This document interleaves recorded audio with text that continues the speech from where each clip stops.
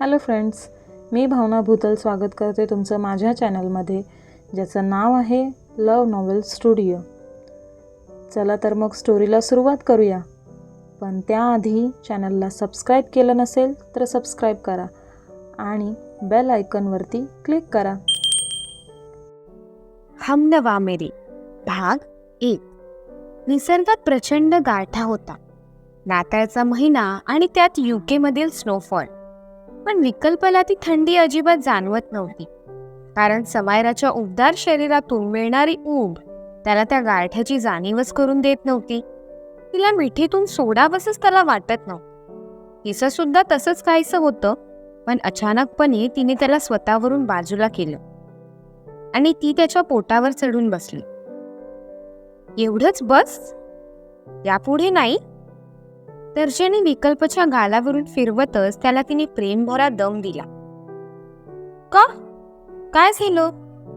दम काढतच त्याने तिला विचारलं. तिने हसतच नाही म्हणून मान डोलवली. मला अजून कंट्रोल नाही होत ग समायरा. आता लग्न झालंय आपलं. त्याने तिचे दोन्ही हात खेचत तिला जवळ ओढतच म्हटलं. तिची छाती थेट त्याच्या छातीवर येऊन आदळली. तिचे हॉट टॉफी रंगाचे केस त्याच्या गालावर उडी मारू लागले. त्या केसात लपलेला तिचा चेहरा त्याला दिसत नव्हता, कारण तिचे केस तिच्या कानामागे टाकले आणि तिचा चेहरा न्याहाळू लागला. तिच्या मनात नक्की काय सुरू आहे हे तिच्या चेहऱ्यावरील भाव वाचून त्याला जाणून घ्यायचं होतं. तिचे रसाळ ओठ अगदी त्याच्या ओठांसमोर होते आणि तिची नजर त्याच्या नजरेत गुंतलेली. अजूनही विश्वास नाही का माझ्यावर? तिला प्रश्न करताना डॉक्टर विकल्पचे ओठ तिच्या ओठांना स्पर्शून गेले. त्याच्या नजरेत तिला फक्त आणि फक्त प्रेम दिसत होतं. अजून त्याच्यापासून लांब राहायला तिला स्वतःला जमणार नव्हतं. आय लव्ह यू लॉट हनी. विकल्पच्या हृदयातून बाहेर पडलेले शब्द समायराच्या थेट हृदयात शिरले. त्याचे पाठीवरून फिरणारे हात तिला स्वतःवरील नियंत्रण हरवायला मजबूर करत होते आणि ती त्याच्यावर जणू तुटून पडण्याच्याच तयारीत होती. अचानकपणे विकल्पला स्वतःच्या छातीवर गुदगुल्या जाणवू लागल्या. संपूर्ण शरीरातून जणू वीज संचारल्यासारखं त्याला झालं. त्याने तिचे हात पकडले, पण एव्हाना तिने त्याच्या शर्टची बटणं उघडली आणि त्याच्या उघड्या छातीवर ओठ फिरवून लिपस्टिकचे पडसाद उमटवू लागली. विकल्पला जणू स्वर्ग सुखात असल्याचा आनंद मिळत होता. विकल्पने तिला बाजूला करत तो तिच्यावर सवार झाला. आहे ना विश्वास माझ्यावर? नाक तिच्या नाकावरून फिरवत त्याने शब्दांची फुंकर थेट तिच्या ओठांवर मारली. फक्त आणि फक्त तूच आहेस, ज्याच्यावर मी विश्वास ठेवू शकते, असं म्हणत समायराने त्याचा ओठ चावला. आज काय होतंय तुला? त्याने हसतच विचारलं. त्याच्या प्रश्नाचं उत्तर न देता तिने त्याच्या ओठांना स्वतःच्या ओठांनी कैद केले. आज तो सुद्धा तिला सोडण्याच्या मनस्थितीत नव्हता. तिच्या सर्वांगाला तो नजरेखालून घालत होता. बाबू, ती वेदनेने विव्हळणार, पण त्याआधीच त्याने तिच्या मानेवरून ओठ फिरवले. तिला त्रास होणार नाही याची तो प्रत्येक क्षणाला काळजी देत होता. त्रास होतोय? त्याने विचारलं. तिने फक्त त्याला घट्ट मिठी मारली आणि शांत बसली, कारण त्या वेदनेत सुद्धा सुख भरलं होतं. थोड्या वेळाने तिचा तोंडून ऐकू येणारे उसासने विकल्पला आणखीनच उत्तेजित करत होते. हळूहळू तो तृप्त होऊ लागला आणि ती सुद्धा त्याच्या शरीराखाली निश्चित पडून तृप्त होत होती. घामाने लथपथ झालेलं अंग त्याने तिच्याच शेजारी टाकलं. ती लगेचच त्याच्या छातीवर डोकं टेकून त्याला बिलवली. दोघेही शांतच होते. खूप वेळ शांततेत गेल्यावर विकल्पने बोलायला सुरुवात केली. मला माहितीये तुला माझ्या परिवाराला भेटायचे. कधी कधी मी विचार करतो की इंडियात जाऊन आईबाबांसोबत बोलावं, पण माझी हिंमत नाही होत. एक वेळ आई समजून घेईल, पण बाबा आणि आजी समजून नाही घेणार. आजी तर नाहीच नाही. मी इंडियात परत न जाण्याचाच विचार करतोय. विकल्पने बोलायला सुरुवात केली. तो एकटाच बोलत होता. समायराकडून काही प्रतिसादच त्याला मिळाला नाही. उशीवरून मान जराशी वर उचलत त्याने समायराकडे पाहिलं. गोरी गुबगुबीत अशी ती लालबुंद होऊन त्याच्या छातीवर डोकं टेकून गाढ झोपली होती. Good night. त्याने तिच्या कपाळावर ओठ टेकवले. डोळे मिटून तो सुद्धा झोपणार. तोच मुसळधार पावसाची सर जणू अंगावर कोसळली असं त्याला भासलं आणि तो झोपेतून उठला. नाकात शिरलेल्या पाण्याने त्याच्या घशात आग जाणवू लागली. जोरजोरात तो खोकत होता. "स्वप्न लहरीतून आलास का बाहेर?" समोर असलेल्या व्यक्तीने ऐटीतच विचारले. विकल्पने स्वतःच्या संपूर्ण चेहऱ्यावरून हात फिरवत डोळे उघडले. खरंच तो भूतकाळाला स्वप्नात बघत होता. खात्री करून घेण्यासाठी त्याने बेडवर एकदा नजर टाकली. पाण्याने लथपथ झालेल्या बेडवर तो एकटाच होता. त्याची समायरा तिथे नव्हती. त्याच्या समोर शार्वी उभी होती. गुलाबी रंगाचा पंजाबी ड्रेस, ज्याचा गळा थोडा डीप शिवलेला, खांद्यावरून क्रॉस ओढणी घेत कमरेजवळ तिची गाठ बांधलेली. मी विचारलं, "आलास का स्वप्नलहरीतून बाहेर? का अजून 1-2 बादली आणून ओतू तुझ्यावर?" हातातील ग्लास विकल्पला दाखवतच तिने विचारले. "तुला तर?"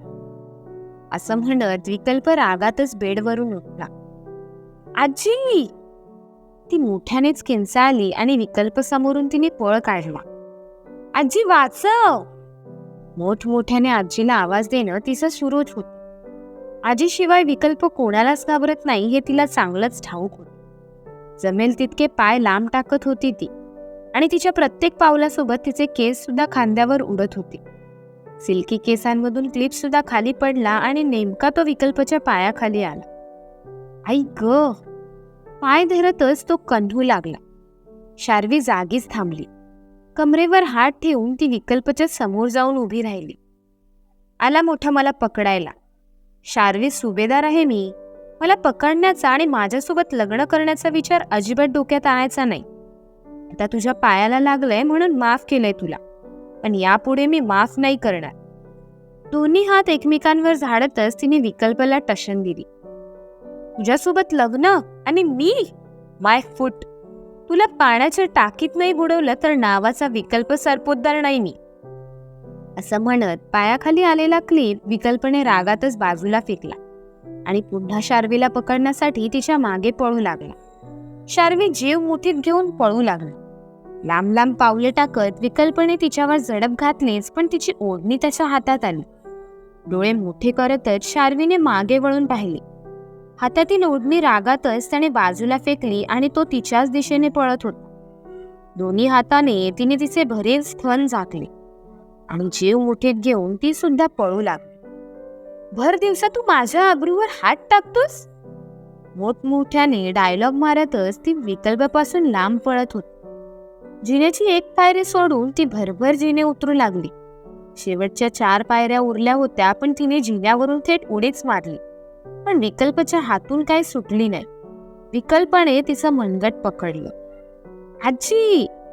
मोठ्यानेच ती किंचाळली. विकल्पाने तिचा हात मुरगळत तिला रागाने उडत डायनिंग टेबलच्या दिशेने जाऊ लागला. डायनिंग टेबलवरील जग तिच्या अंगावर ओतून त्याला रिकामी करायचा होता. शार्वीचं मोठमोठ्याने ओरडणं सुरू होतं. "विकल्प, काय तमाशा सुरू आहे हा?" एक करारी आवाज हॉलमध्ये घुमला. विकल्पची आजी. वयाची 80 ओलांडली होती, पण चेहऱ्यावर साधी सुरकुती सुद्धा पडली नव्हती. कपाळावर लाल ठसठशीत कुंकू, गळ्यात भलं मोठं मंगळसूत्र जे उतरत्या वयात सुद्धा ती सुवासीन असल्याची निशाणी दाखवत होतं. तिच्या आवाजातच इतका दरारा होता की पिंजऱ्यातील पोपट सुद्धा फडफडू लागला. इव्हाना घरातील सगळी मंडळी सुद्धा तिथे जमली. विकल्पने शार्वीचं मनगट सोडलं. रागातच तो आजीजवळ गेला. आजीने स्वतःला आराम खुर्चीत झोकून दिलं. "हिला माझ्या रूममध्ये यायची परमिशन कोणी मिळवून दिली?" स्वतःच्या रागावर नियंत्रण मिळवतच विकल्पने आजीला जमेल तितक्या शांत पद्धतीत विचारलं. "मीच बोलली तिला तुला जाऊन उठवायला. लग्नाची शॉपिंग सुद्धा करायची आहे. झोपून कसं चालेल?" आजी तोरातच म्हणाल्या. "ही अशी पद्धत असते उठवायची? मला भिजवलं तर भिजवलं, वर माझा पूर्ण बेड ओला केला या मूर्ख मुलीने. मला नाही लग्न करायचं हिच्यासोबत. जिला तिच्या होणाऱ्या नवरीला झोपेतून उठवायचं कसं हेच कळत नाही, पुढे जाऊन ती काय काळजी घेणार आहे माझी?" रागीट कटाक्ष शार्वीवर टाकतच विकल्प म्हणाला. आजी ताड करून आराम खुर्चीवरून उठल्या आणि त्यांनी स्वतःची पावलं शार्वीच्या दिशेने टाकली. नजरेत अंगार भडकत होता. आजी, ते मी म्हणजे माझा पाय घसरला आणि ग्लास त्याच्या अंगावर पडला. आजीला घाबरून भीतीने शार्वीची बोबडीच वळली होती. आजी तिचं काहीच ऐकून घेणार नव्हती. तिचा अवतार ती पाहू लागली. विकल्पला चकमा देत शार्वी इतकी पळाली होती की तिला चांगलीच धाप लागली होती. श्वास शरीरात भरताना तिची अधूनमधून फुलणारी तिची भरीव छाती सगळ्यांचं लक्ष वेधून घेत होती. आजीचं लक्ष आपल्या छातीकडे आहे हे बघून शार्वीने केस पुढे घेतले. पण आजीला मात्र मुलींनी केलेली असली थेरं पसंत नव्हती. तिला काही कळणार त्या आधीच आजीने तिच्या गालावर 4 बोटं उमटवली. गालावर हात आणि डोळ्यात पाणी आणत ती आजीकडे बघत होती. ओढणी कुठे आहे तुझी? आणि काय हा केसांचा अवतार? असं भूतासारखी घरात फिरणार काय तू? म्हणत आजीनी तिचे केस धरले. विकल्पने ओढणी खेचली माझी. ती रडतच स्वतःची बाजू मांडू लागली. आजीने विकल्पकडे पाहिले. स्वतःचा पाय धरून तो सोफ्यावर बसला होता. शार्वीचा चाप त्याच्या पायात घुसल्याने जखम झाली होती पायाला. आजीने शार्वीला सोडलं आणि ती पळतच विकल्प जवळ आली. काय झालंय पायाला? आजीने विचारलं. मला काय झालंय, काय होतंय हे तुम्हा लोकांना कळत असतं तर या मूर्ख मुलीपासून मला लांब ठेवलं असतं. रागातच त्याने आजीचा हात झटकला आणि लंगडतच तो स्वतःच्या रूममध्ये जाऊ लागला. माघारी रक्ताने माखलेले ठसे तो सोडून जात होता. शार्वी त्याचे ते ठसे बघतच राहिली. असं बघतच बसणार आहे का? जाऊन मलमपट्टी कर त्याला. बघितलं नाहीस का किती लागलंय ते त्याला? आजी शार्वीवर ओरडली. मलमपट्टी आणि त्याला? माय फूट. रागातच तिने म्हटलं, पण मनातल्या मनात. आजी समोर तोंडातून एक शब्द देखील काढायची हिंमत तिची होत नव्हती. तिचीच काय, घरातील प्रत्येकाचीच. पाय आपटतच ती विकल्पच्या रूम मध्ये जायला निघाली. तो फर्स्ट एड बॉक्स घे आधी. तिचे वडील सुद्धा तिच्यावर गरजले. ओठ एकमेकांवर घट्ट दाबतच तिने येणारं रडू कसंबसं आतमध्येच दाबून धरले. ड्रॉवर मधून फर्स्ट एड बॉक्स घेतला आणि विकल्पच्या रूम मध्ये जाऊ लागली. वाटेत पडलेली स्वतःची ओढणी तिने उचलून गळ्यात टाकली आणि विकल्पच्या रूम मध्ये शिरली. स्वतःचा पाय स्वच्छ धुवून विकल्प बेडवर बसला होता. शार्वीने फर्स्ट एड बॉक्स त्याच्या बाजूला ठेवला. विकल्पने तिच्यावर नजर टाकली. तिच्या गोऱ्या गालावर आजीची 4 बोटं चांगलेच उमटून आली होती. विकल्पसोबत काहीही न बोलता ती गपगुमान त्याच्या रूम मधून जाऊ लागली. 2 आठवड्याने लग्न आहे आपलं. काय ठरतंय तुझं? विकल्पने विचारलं. आता मात्र शार्वीला सगळंच असह्य झालं. येऊन ती विकल्पच्या समोर उभी राहिली. नेहमी माझ्याकडून अपेक्षा का करतोयस?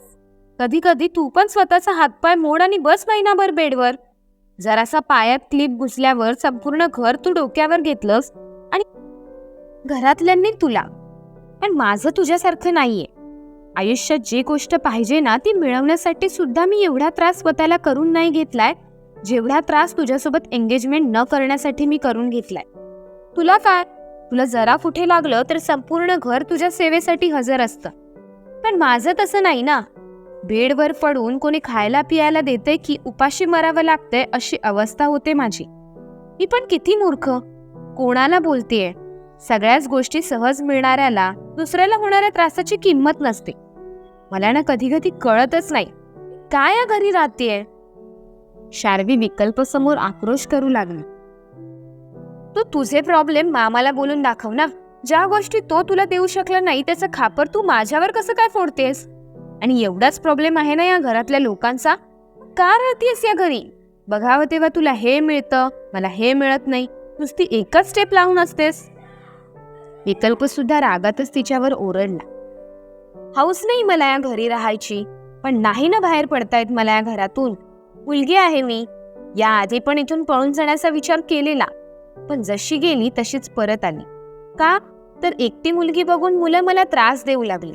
घुळका करून जबरदस्ती करण्याचा प्रयत्न करू लागली. मला ना तुझ्यासोबत बोलायचंच नाही. मी का माझं रडगाणं तुला सांगते मला कळतच नाही. असं म्हणत शार्वी तिथून जाऊ लागली, पण विकल्पने तिचा हात पकडला. विकल्पने तिचा हात जोरात ओढल्यामुळे ती धाडकन त्याच्या छातीवर आपटली. पण रागाच्या भरात जरा जास्तच तिला जवळ ओढलंय याची जाणीव विकल्पला झाली तसं त्याने तिचा हात सोडला आणि स्वतःचे दोन्ही हात वर केले. तिचे केस त्याच्या गालावर उडी मारून खाली शार्वीच्या खांद्यावर घसरले. तिच्या केसातून दरवळणारा त्याच्या नाकात सुगंध शिरला तसं त्याला क्षणभरासाठी आपल्यासमोर समायराच उभी आहे असं भासलं. तिच्या केसातून तसाच गंध यायचा ज्याचा तो दिवाना झाला होता. एकटक तो शार्वीकडे बघत होता. तिची बोटं त्याच्या छातीवर चिकटून होती. क्षणभर आपल्यासोबत काय झालं हेच शार्वीला कळलं नाही. आपला हात विकल्पच्या छातीला चिकटून आहे याची जशी जाणीव तिला झाली तसं तिने विकल्पच्या छातीवर असलेला हात बाजूला केला. ही काय पद्धत होती?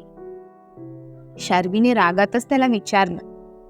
सॉरी, तिच्यापासून नजर सोडतच विकल्प म्हणाला. चुका करायच्या आणि मग माफी मागायची एवढंच कळतं या घरातील लोकांना, त्यात तू एक. स्वतःशीच बोलत रागातच ती तिथून जाऊ लागली. पण जाता जाता विकल्पला तिचा अँग्रीवाला लूक द्यायला ती विसरली नाही. मी मामासोबत बोलून बघतो. मला असं वाटतंय तू सुद्धा माझ्यासोबत चल. जे काही आहे ते फुल अँड फायनल करून जाऊया. विकल्प शांतपणेच म्हणाला. दरवाजाच्या दिशेने गेलेली तिची पावलं जागीच थांबली आणि पुन्हा माघारी वळून ती विकल्प समोर येऊन उभी राहिली.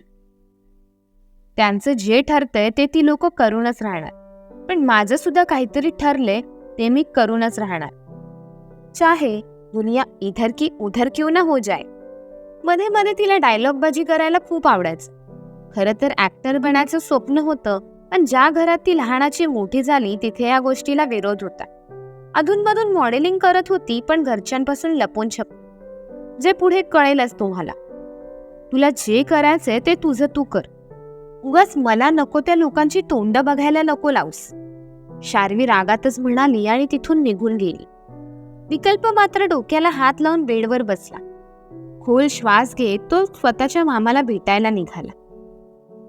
शार्वी म्हणजे विकल्पच्या मामाची एकुलती एक मुलगी, जिच्यासोबत विकल्पचं लग्न ठरवण्यात आलं होतं. पण लहानपणापासून दोघांचं 1 मिनिटाच्या वर कधी पटलंच नाही. लग्न झाल्यावर तरी कसं पटेल हा विचार घरच्यांच्या मनात आला नसेल अशातला भाग अजिबात नाही. पण त्यामागे दडलं एक भलं मोठं रहस्य, जे कळेलच पुढे. कथेचा पहिला भाग कसा वाटला हे कमेंट करून नक्की कळवा. मुळात कथा पुढे वाचायला आवडेल का ते जरूर सांगा. तुमच्या प्रतिसादाशिवाय कथा पुढे जाणार नाही, कारण खूप वेगळ्या पद्धतीने कथा लिहिण्याचा प्रयत्न सुरू आहे. पहिला भाग वाचून अंदाज आलाच असेल. तुमच्याकडून सुद्धा प्रतिसादाची तेवढीच अपेक्षा आहे. कथेत नवीन ऍड झालेल्या पात्रांमुळे कन्फ्यूज होत असाल तर तसंही सांगा. भेटू पुढील भागात. धन्यवाद.